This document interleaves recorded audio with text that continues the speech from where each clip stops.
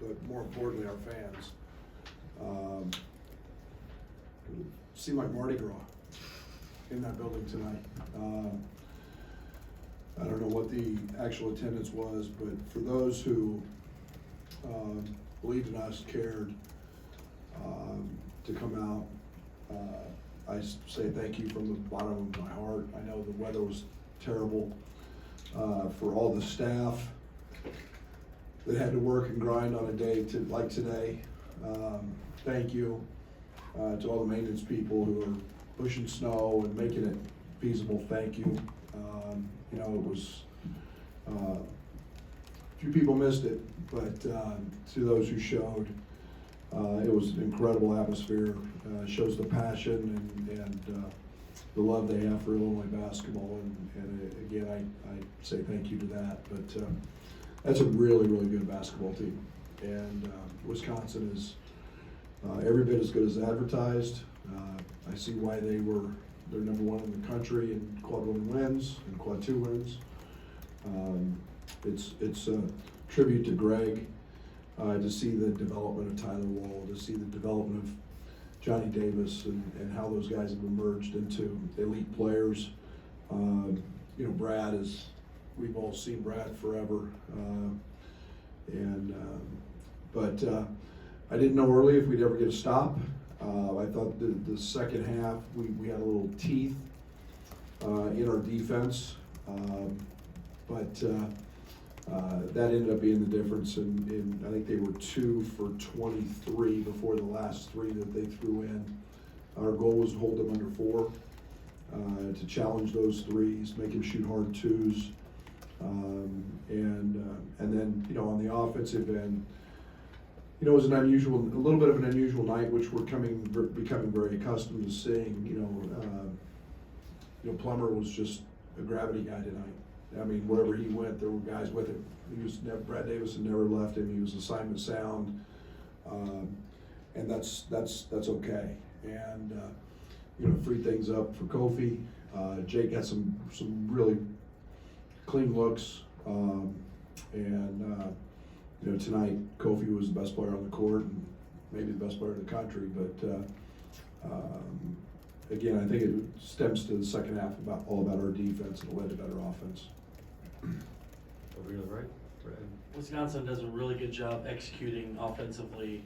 In the first half, they got a few things early, but what adjustments you make at halftime to take those away and make it more of isolation type stuff? We just needed to get in them a little bit. I mean, we were just so passive. We were letting them run their stuff, and you know, you let them run their stuff. And Tyler Wall, great example, had a huge first half, had 12. We just let him catch it. You know, there was no real resistance. And then when they did miss, they got the offensive rebound, and it was just us just being little. I mean, we just didn't have any bite. And the second half we came out, and I thought towards the end of the first half we started to establish a little bit. But yeah, you can't do that against a team like that very often. But you know, I thought DeMonte and Trent were huge. You know, 5 of 19 for Johnny. He scored his points because he got to the foul line, but you forced somebody into 20% shooting, made all of his shots hard, and you know, Brad didn't have a 3. Again, that's a tribute to Trent. So, but yeah, we resisted some passes a little bit. We took away their easy post-up catches, and that helped us. Jeremy? Brad, it seems like DeMonte and Trent force players into off nights almost every time they hit the 4. What's that mean if you can get the rest of your team to play that kind of defense? Like, what do those two set the tone? Like, how do they impact the other night? Yeah, they impact what the other team does, and they can do and can't do. You know, and I think that it's you start having to look at, and Kofi's pretty darn good too. Yeah. But you start looking at having to go to 3rd and 4th options. You better have really, really good players to take advantage of that. And you know, Jake's job second half, he got Tyler Wall to 2. But you know, we work on it a lot. It's about 2/3 of our practice is on the defensive side. The job Plummer's done is much better. You know, now that we've got these freshmen starting to play, and you know, it's really helping us. I know you guys have talked about the whole next man up thing all year, but is there a mental lift just to knowing that you guys are as full strength as you can possibly be right now? And if so, what does that look like? Oh, there's no doubt about that. There's no doubt, and you know, it's like I felt so, I still do. I feel great about Omar and Ben, and you know, but let's call it what it is. It's pretty nice to have Kofi in the middle. You know, and Bello lived in the paint tonight, and you know, he's a guy that you know, played 12, 13 minutes, and we'll work him back in as we go. And tonight was invaluable because Trent picked up a couple fouls, but you know, you've got a guy who no one is yet to stop, including Baylor last year, could stop him from getting in the paint, and that stresses the defense. So yeah, it's nice to actually have the whole group and to work with them every day. Right, you guys are in first place in the Big Ten after 11 games. Why is this team good enough to win a Big Ten championship?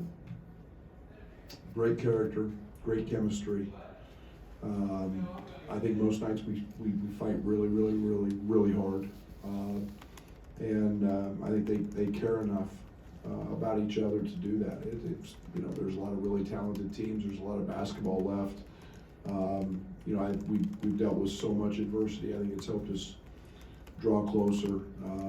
You know, how many teams in the, you know, maybe the exception of Houston, how many teams in the country played five games without, you know, arguably the best player in the country, and you know, and another 2.5 months without another one. So who's really good and who's on a lot of All-American lists. So it's brought us together, and I hope that can help carry us the rest of the way. Scott? Jake told us that he just said he decided he was done struggling. He just said is that something only maybe a 24-year-old can do? Yeah, I mean, it's Kofi helps him. Kofi helps him a lot. You know, he's a great post feeder. He's a great spacer, and when Jake rebounds and plays with that a little bit of bite on the defensive end, his offensive game just comes to him. And but that's a maturity. You know, Jake's got that California cool type. Nothing rattles him, nothing bothers him, and I really got on him the other day in practice 2 days ago, and just challenged him because I'm tired of seeing him miss shots, and he's a good shooter, and he shoots a million balls every day. And it's like you said, he just got tired of it and said, I'm gonna make some balls, and that's nice to be able to have that maturity and to be able to do that. Jeremy? Brad, just to clarify, did you want to limit Cabela's minutes tonight? Was that part of the plan? Well, I'm going to be fair to him. I'm not going to put him out here when he hasn't had a ton of minutes. Yeah, I played him more in the Purdue game than I ever anticipated. I think there's got to be an ease back in. You know, I think there's got to be a feel, a chemistry, you know, not just, you know, launch him out here and play, you know, 25, 30 minutes. You know, we'll see how things go. He's had very limited practice time until, you know, he's just gotten back from his protocols. So, you know, it's trying to be very fair to him and very fair to our team. And you know, tonight worked out perfect because about the right kind of minutes. You know, it's what I kind of anticipated, and we'll see how those grow and what every situation has. And, you know, it's, you know, game by game. Just to follow up, what's he do? I mean, to have him do what he did in the first half offensively when Frazier and Plummer were struggling, what kind of depth do you now have after the freshman and Corbell now come? I hope really good. Well, we all know how good Andre Corbell is, and we haven't seen that this year. And now you see R.J. Melendez is going to be special, guys. I mean, I'm just telling you, he's going to be special, and Luke Goody and Brandon, and I love those guys. And so I hope that's, I'm comfortable. I'm comfortable playing anybody, and that's rare for me. That's really rare. In the back. Right, did you have any idea what kind of crowd to expect? Kofi said he wasn't sure at all, was kind of surprised when the game tipped off. Did you have any idea? And part two, did you do any shoveling today? That's what my wife's for. Oh, that got that. Absolutely a big joke. I actually shoveled this morning on my way to the to my truck, but I was shocked to really. I didn't think I'd see anybody in the upper bowl, and I figured some students would show up. The weather was nasty. Thank goodness it really kind of let up a little bit. I know when I drove in, but you know what? I had an unbelievable smile on my face when I get here 2 hours before, and I see everybody standing outside. And you know, now there may have been 30 packs packed in the snow, and everybody's having a good time, you know, staying warm with inside. But man, this is what makes this place so special. And I keep reiterating, I can't say that enough, but it means the world to me to see that crowd tonight. And it was loud. It was loud. Rob, and then we'll go to the middle. Back to Bello, I think you pulled him after he didn't get back on defense a couple times in the first half. Is it still, with his emotions, is that getting back into shape as well? Yeah, oh yeah, he's been good now. He's been great that way. And you know, one of the things that's really hard for Bello is, you know, he lives in the paint, so you're talking about transition defense play. I mean, somebody's, you know, got to cover for him when he drives and does those things. But yeah, he's been unbelievable in practice. He's like a different human being in a really positive way from early in the season. In the middle. You touched on UW's offense a little bit, but Johnny Davis said that a lot of it was them just getting unlucky, not being able to get shots to fall. From your perspective, how much was it? You know, you talked defensively that you guys really shut them down. I agree, but how much was it that they just couldn't get open looks to fall? Well, and I'm not sure how many they got. I look forward to the film. I thought Johnny shot a couple balls that were in and out. You know, that's the game of basketball. You know, that's the one thing you can't, you know, really predict. I thought one of the biggest keys was they shot a lot of jump shots, and you know, especially after the first 12 minutes, you know, I felt like we were able to take that away. So, you know, it's a little harder on the road making jump shots. I would like to think our defense had something to do with that, and maybe even the offense of having to feel like you have to score could add a little pressure and bite. But Johnny's a great player, and you know, I just thought we made him work a lot tonight to get his looks. Scott. You mentioned, you know, just Palmer just having, you know, sort of a gravitational pull, you know, with their defense. Just how impactful is that, even maybe on that when he doesn't shoot it well, but he codes? That's the whole key. That's why we brought him here. That is, when you talk about our whole game on the offensive side is very simple. It's about space, and when you can create space, however it is, and we ran one set a lot tonight, and one action a lot, and you know, when you've got to stay glued to him and put him in action, and I mean they didn't leave it.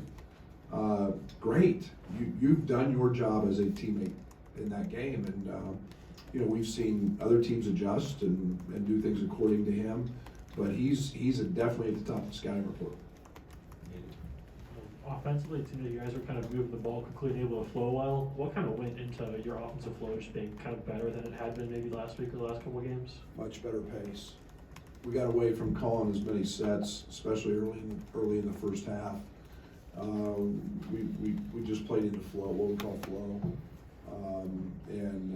Again, we took our opportunities. DeMonte got downhill a couple of times. You know, we found Kofi. You know, so we just better pace tonight. Brad, are you seeing a more assertive Kofi when he gets that post touch, that there's not that pause after the catch? It seems like he knows what he wants to do before he catches the ball and knows a double's coming. Yeah, I think he got it deep tonight. Now they did a really good job early of really standing him up. You know, it's free throw line and not giving him his depth. But you know, he made quick, decisive moves. He shot the couple he missed. He was off balance. He just kind of had a little lean to him. But yeah, he's starting to understand. He made nice passes out. We threw it back in on a repost a good amount of times. So I've been really pleased with the way he's growing in that area. 37 points and 12 rebounds against the team at the top of the Big Ten and the top 25. Is there a performance that you coached for, against, that comes to mind? It just seems like really large numbers in this situation. Well, it's right up there. I mean, he's able to be around Michael Beasley a lot. You know, Bees was pretty good too. I mean, Bees averaged 26 and 12 as a freshman, so you know, he had a few 40-point nights and probably could have had 60-point nights if we left him in. But that was a dominant performance. But you know, and I say that against one of the best teams in the country, and that's a very good basketball team. They're where they're at for a reason. Brett, aside from working Carvalho back into things and getting used to everything, where can this team really improve in the last month of the regular season? Oh, we've got to continue to get better on the glass. We've got to continue to get better defensively. We can't have lapses like we had tonight to start the game, and where we don't have any bite and fight. You know, I thought our bench tonight really gave us a nice lift. You know, I thought Luke and RJ, Bello, Omar right there in the first half gave us a good lift, gave us some good minutes, and you know. But I'm pleased. Those guys got to keep staying confident, keep working, and their time's coming. As you're bringing these guys back, how do you work the matchups and who you want on the floor together as you're trying to combine these minutes? How does that factor into it? I have no earthly idea yet. I'm being brutally honest. It's one of those things we got to see in practice.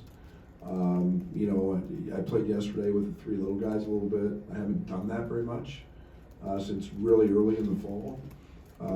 You know, we've spent some time with Bello off the ball and both on it. You know, we've also looked some playing big. So it's really hard, and it's almost a feel, yet you don't want to upset the apple cart. You know, we're doing some pretty good things, but it'll work itself out. And I do a lot by feel, based on the other team. So it's kind of a game by game deal. All right, thank you, Coach. Be safe, everybody.